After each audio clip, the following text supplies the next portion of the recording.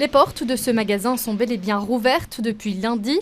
Notre caméra n'y est pas la bienvenue, mais parmi certains travailleurs rencontrés dehors, tension et colère se ressentent. Les travailleurs sont motivés encore plus que jamais à faire grève.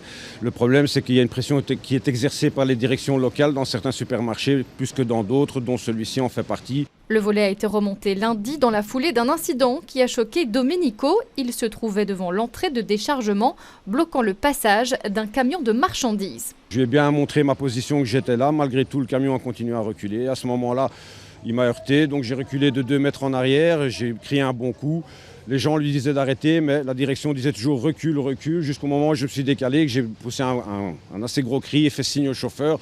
Là, il a bloqué sa remorque. Un épisode qui traduit très clairement la tension qui monte d'un cran après un mois de grève. Un peu à l'image de cette scène vécue cette nuit au dépôt de Zélic, des forces de l'ordre appelées sur place pour bloquer les grévistes et permettre aux camions de sortir. Comment voulez-vous que les choses se passent bien quand on est dans un contexte où on dit dans les journaux qu'on appelle à la concertation et qu'on demande la nomination d'un conciliateur, et d'autre part quand tous les jours on a de cesse que d'attiser le feu. Cette nuit-ci à Zélic, c'était encore clair.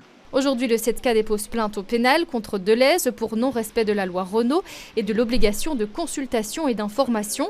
Une procédure qui encadre un licenciement collectif. L'enseigne rejette l'application de cette loi malgré sa volonté de supprimer 247 emplois au siège social. On attend qu'enfin Deleuze se rende compte qu'il doit respecter ses obligations légales. Il a des travailleurs à respecter, il a un passif social à honorer, il a une loi Renault à respecter, et c'est ça qu'on leur demande. En Belgique, on respecte les lois belges et on ne joue pas n'importe comment au cow-boy quand on veut faire une restructuration. La prochaine date clé est le 18 avril. Se remettront alors autour de la table direction et syndicats encadrés par un conciliateur social. Mais la position des travailleurs restera la même. Ils disent non au régime de franchise.